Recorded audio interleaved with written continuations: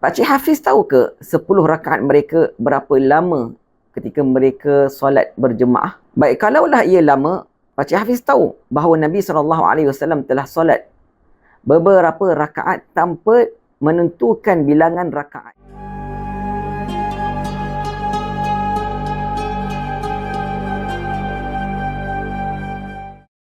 Assalamualaikum warahmatullahi wabarakatuh. Alhamdulillahi rabbil alamin, wassalatu wassalamu ala asyrafil anbiya'i wal mursalin Sayyidina Muhammadin wa ala alihi wa sahbihi ajma'in. Allahumma anfa'na bima 'allamtana wa 'allimna ma yanfa'una wa zidna 'ilman wa alhiqna bi'ibadikas salihin.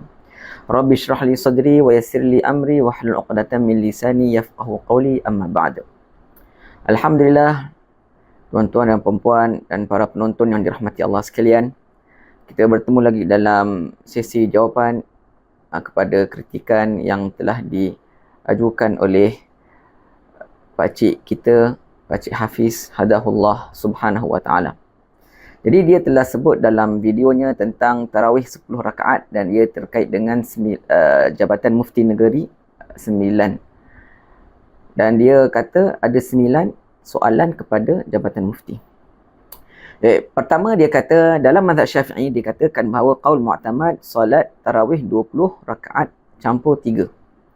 Maka kenapa 20 rakaat diubah menjadi 10 rakaat?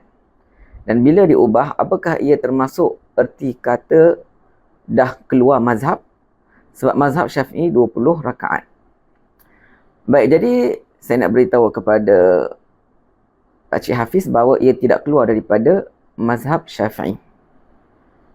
Dan daripada soalan Pakcik Hafiz pun, alhamdulillah, seolah-olah Pakcik Hafiz mengaku bahawa kita orang Melayu ni memang bermazhab dengan mazhab Imam Syafi'i. Alhamdulillah. Dan kedua juga Pakcik Hafiz tahu mereka yang solat 10 rakaat tarawih, pernah tanya tak mereka berapa rakaat mereka solat di rumah pula setelah mereka solat 10 rakaat berjemaah? Pernah tanya tak? Kalau mereka solat tambah lagi 10 rakaat ataupun 11 rakaat solat witir, bermaknanya dah sempurna 21 atau 23, maknanya mereka telah amalkan sunat tarawih. Cumanya 10 yang pertama berjemaah dan 10 yang kedua tidak berjemaah, bersendirian, munfarid. Baik, kalaulah contohnya mereka balik ke rumah mereka dan mereka tak sambung 10 rakaat. Kalaulah kita letakkan contoh. Baik, Pakcik Hafiz tahu ke 10 rakaat mereka berapa lama ketika mereka solat berjemaah? Baik, kalaulah ia lama, Pakcik Hafiz tahu bahawa Nabi SAW telah solat beberapa rakaat tanpa menentukan bilangan rakaat, sehingga dalam riwayat disebut hampir Nabi SAW punya lamanya solat sampai ke waktu sahur. Dan itulah sebenarnya matlamat ulama mazhab mengatakan 20 rakaat, agar bahagian malam yang panjang dia telah beribadat kepada Allah Subhanahu wa ta'ala. Jadi seperti yang diamalkan 8 rakaat dengan beberapa ayat Quran, itu memang bid'ah. Dan itu bukan daripada kifiat ataupun kamiyat Nabi Muhammad SAW. Itu cara dan bilangan. Kerana apa? Kerana dalam hadis Bukhari, Nabi SAW sabda, man qama Ramadana imanan wa ihtisaban. Siapa yang berqiyam. Nabi tak sabda man salla, siapa yang salat. Jadi kalau orang yang salat 8 rakaat dengan bacaan yang pendek, jadi itu dipanggil dia setelah salat. Jadi sebab itulah qama dari sudut bahasa Arab maknanya adalah yang berdiri panjang. Malah dalam riwayat yang lain pun Nabi SAW sabda, afdalul qiyam tulul qunut. Qiyam yang terbaik yang mana qiyamnya panjang. Baik ya, itu yang pertamalah. Baik, yang kedua, mungkinkah Jabatan Mufti Negeri 9 telah mengambil pandangan dari mazhab lain? Mazhab mana yang menganjur 10 rakaat? Sila beri rujukan dan dalil. Baik. Rujukan dan dalilnya ialah dalam riwayat Sayyidina Umar bin Khattab radhiyallahu anhu arahkan Sayyidina Ubay bin Ka'ab, yang mana beliau daripada sahabat Qurra, Dan Alhamdulillah saya bersambung jalur sanad qiraat saya antara saya dengan Ubay bin Ka'ab radhiyallahu anhu lebih kurang 50 masyaikh dan qurra. Dan begitu juga Umar telah arahkan Tamim Ad-Dari, imam kedua, untuk mengimami solat tarawih dengan beberapa lafaz yang berlainan dalam hadis riwayat Imam Muwatta, Imam Malik dalam kitab Muwatta. Pertama sekali, sanad yang pertama ialah daripada Muhammad bin Yusuf dari Sa'ib bin Yazid. Beliau meriwayatkan 11 rakaat. Ini yang telah disolatkan oleh Ubay dan juga Tamim radhiyallahu anhuma. Dan sanad yang kedua daripada Muhammad bin Nasr dari Muhammad bin Yusuf, 21 rakaat. Dan sanad yang ketiga dari Yazid bin Khusaifah dari Sa'ib bin Yazid, 20 rakaat. Dan sanad yang keempat daripada Muhammad bin Nasr dari Atha radhiyallahu anhuma, 23 rakaat. Baik, jadi kalau kita lihat 4 sanad yang berbeza dalam riwayat Imam Malik dalam kitabnya Muwatta. Jadi kita kena bahagikanlah setiap riwayat ini pada dua imam, Ubay bin Ka'ab dan juga Imam Tamim Ad-Dari. Maka kalau kita ambil riwayat yang ketiga ataupun sanad yang ketiga, kita bahagikan dua, daripada 20 rakaat dia akan jadi apa? Akan jadi 10 rakaat untuk Ubay dan 10 rakaat lagi untuk Tamim Ad-Dari radhiyallahu anhu. Jadi bermaknanya Sayyidina Ubay bin Ka'ab radhiyallahu anhu telah mengimami para sahabat dengan rakaat 10. Dengan 10. Bermaknanya, ada tak kemungkinan untuk jemaah sahabat solat 10 rakaat dengan imam, kemudian mereka balik ke rumah, dan ada pula yang terus sambung dengan Tamim? Ada tak kemungkinan? Ada. Memang ada. Malah ada juga dalam riwayat yang lain disebut bahawa orang yang berqiyam bersama jemaah imam, maka dia akan dapat pahala selagi mana dia tidak berpaling sebelum imam berpaling daripada jemaah. Baik ya. Jadi bila ada kemungkinan, maka tidak bolehlah Pakcik Hafiz mendakwa kerana ada kemungkinan 10 rakaat tadi. Baik, yang ketiga, soalan Pakcik Hafiz, dia kata, mungkin pihak Jabatan Mufti nak mudahkan umat Islam yang ada urusan pada waktu malam 20 rakaat jadi 10. Kalau betul nak mudahkan, kenapa tak ikut ataupun tak kurangkan ikut sunnah Nabi SAW yang 8 rakaat? Baik, saya nak beritahu pada Pakcik Hafiz bahawa Allah Subhanahu Wa Taala firman dalam surah Muzammil ayat pertama sehingga ketiga, ya ayyuhal muzammil qumil laila illa qalila. Bangunlah malam kecuali sebahagian sedikit, iaitu waktu untuk kamu rehat. Nisfahu, iaitu setengah daripada malam, awin qusmi, atau kurang sedikit, awzid alaih, ataupun tambah lagi daripada setengah malam. Jadi contoh kalau kita di Malaysia malamnya ada 9 jam atau 10 jam, kita bagilah 5 jam 5 jam.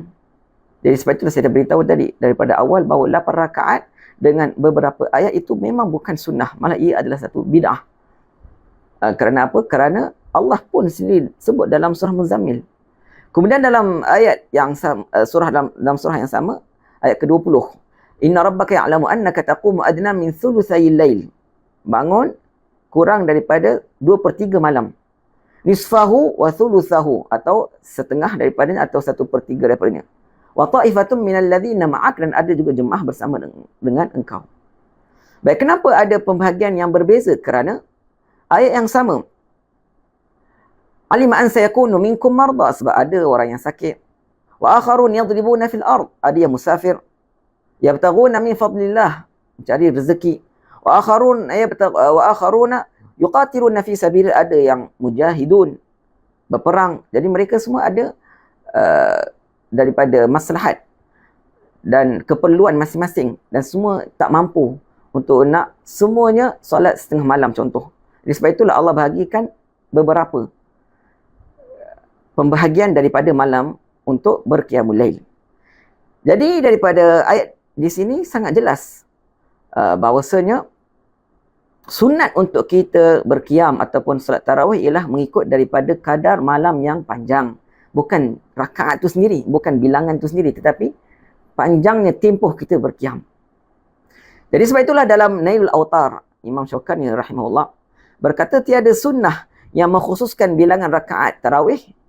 Jadi 8 atau 10 atau 20 atau 2 rakaat pun semuanya tetap sunnah tanpa dikhususkan selagi mana ia telah mencapai pada bahagian malam yang lama. Baik ya. Baik, soalan yang keempat, apakah ada kebimbangan jika dianjurkan solat tarawih 8 rakaat campur 3 rakaat witir? Jabatan Mufti ini akan dituduh Wahabi pula. Baik. Bermakna Pakcik Hafiz tahulah kesesatan dan keaiban Wahabi yang mana mereka suka berkobar-kobarkan perkara yang ada khilaf. Ataupun mereka sendiri bawa bid'ah. Dan juga khilaf atau perselisihan ulama yang mana mereka tak bawa kecuali itu saja. Tak ada perkara yang lain. Sedangkan riwayat tentang solat sahabat dalam perjalanan mereka ke Banu Quraidah. Kemudian ada yang solat awal, kemudian ada yang solat akhir. Bila mereka balik, Nabi SAW tidak mengingkari mereka. Tidak mencegah. Dan daripada riwayat di situ, ulama kata masail yang ada khilaf tidak boleh dinafikan. Kalau tidak, ia akan membawa fitnah. Dan setiap orang ada pahalanya kerana dia telah berijtihad. Jadi itulah puak Wahabi. Dia selalu bawa perkara-perkara yang ada khilaf. Sedangkan semua pandangan ada pahala di sisi Allah Subhanahu Wa Taala. Baik, perkara khilaf yang Wahabi bawa selalunya khususnya di bulan Ramadan ni. Contoh bilangan rakaat tarawih. Inilah yang Pakcik Hafiz diletakkan tajuk dia. Kedua puak Wahabi ni dia akan sebut tentang zikir antara tarawih, selawat dan meredakan Abu Bakar, Umar, Uthman, Ali radhiyallahu anhum. Dan ketiga, yang mana mereka kata boleh sahur sampailah azan habis. Itu yang dikatakan oleh guru mereka, Albani. Baik. Kemudian yang keempat, mereka kata tak boleh mengucap Ramadan Karim, Ramadan Mubarak. Ini semua tahniah, ini semua bid'ah. Ini semua adalah daripada perkara yang biasa mereka bawa lah. Yang kelima pula, ada pula guru mereka kata apa? Mengeluarkan air mani ketika berpuasa tak batalkan puasa. Ini adalah satu bid'ah yang sangat besar. Tidak ada ulama fuqaha yang mengatakan begitu. Baik, ini adalah daripada perkara yang dibawa oleh orang-orang Wahabi hadahumullah. Oleh itu Jabatan Mufti tak mungkin membawa unsur-unsur bid'ah Wahabi dalam negeri 9. Semoga Allah pelihara. Baik, yang kelima, waktu rehat antara solat tarawih itu mesti ditetapkan bacaan zikir. Apakah sudah masuk 2024, umat Islam masih tak tahu bacaan zikir yang ma'thur? Yang patut mereka baca sehingga perlu diajar apa yang perlu dibaca? Baca je lah apa zikir yang dia nak. Kenapa nak ditetapkan? Baik, maka saya nak beritahu kepada Pakcik Hafiz, baca sahaja yang dia nak, maka kami nak baca zikir yang dibaca oleh imam. Yang telah mengimami dalam solat tarawih, yang tidak bercanggah dengan usul syariat, dan juga ada syarat-syarat bila kami berzikir, yang mana syarat-syarat itu saya akan jawab untuk soalan seterusnya. Baik, jadi soalan seterusnya yang keenam, bacaan zikir 10 rakaat. Kenapa berbeza dengan bacaan zikir 20 rakaat? Saya sebagai orang awam keliru. Alhamdulillah, Pakcik Hafiz dia mengaku yang dia ni awam. Semoga Allah berikan taufik untuk dia bertalaqi dan bergurulah. Baik, jadi saya nak beritahu macam tadilah Pakcik Hafiz kata baca apa saja yang saya nak, yang penting ingat Allah dan hambanya yang mulia alaihi wassalatu wassalam. Dan mengkhususkan zikir di waktu yang khusus adalah harus ya. Malah mustahab, dan itu yang disetujui oleh ulama mazhab. Kecuali Imam Syatibi. Dan saya pernah beritahu dalam video sebelum ni bahawa Imam Syatibi ni memang beliau adalah alim, tetapi beliau ada pandangan yang bercanggah dengan ulama jumhur. Jadi syarat-syarat yang mana boleh berzikir dengan apa-apa zikir ialah dengan 2 syarat. Pertama ialah tiada larangan daripada Nabi bahawa zikir ini tak boleh berzikir. Dan yang kedua, tidak anggap ia adalah amalan Nabi SAW. Dan itulah yang mafhum yang telah dikatakan oleh Ibn Hajar dalam kitabnya Fatawa Al-Kubra. Jadi tidak ada jadi syarat ini memang kami penuhi, memang tidak ada larangan, dan kami tidak anggap pun dulu Rasulullah baca, tidak. Maka ia tetap harus dan mustahab kerana kita berzikir. Baik, yang ketujuh, bukankah kaifiat atau tata cara melaksanakan suatu ibadah hanya Allah dan Rasulnya saja yang layak tetapkan?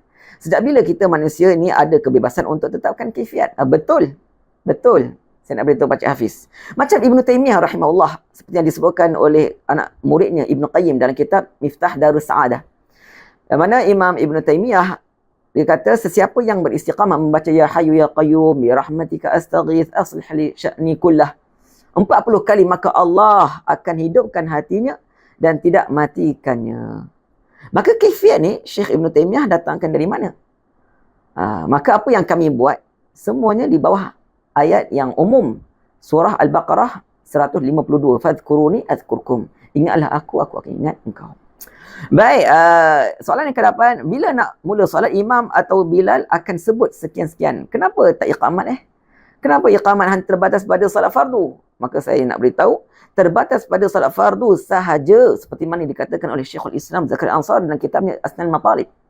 Dan kerana ia sabit secara ijma' dan daripada perkara yang maklum daripada agama Islam. Harap Pak Cik Hafiz jangan permainkanlah perkara yang terkait yang maklum daripada agama. Walaupun ia sunnah kifayah. Dan ia adalah pengganti bagi iqamah. Seperti mana dikatakan oleh sahibul kitab Muqaddimatul Hadramiyah dan juga Imam Kurdi dalam hasyiahnya Fawaidul Madaniyah. Dan ia juga dikiaskan daripada hadis Bukhari dan Muslim.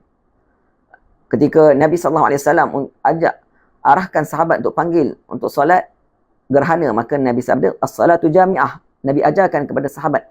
Maka dikiaskan dengan perkataan as-salatu jami'ah dengan perkataan-perkataan yang lain yang boleh memanggil orang untuk berkumpul dan solat sunat yang disunatkan jemaah.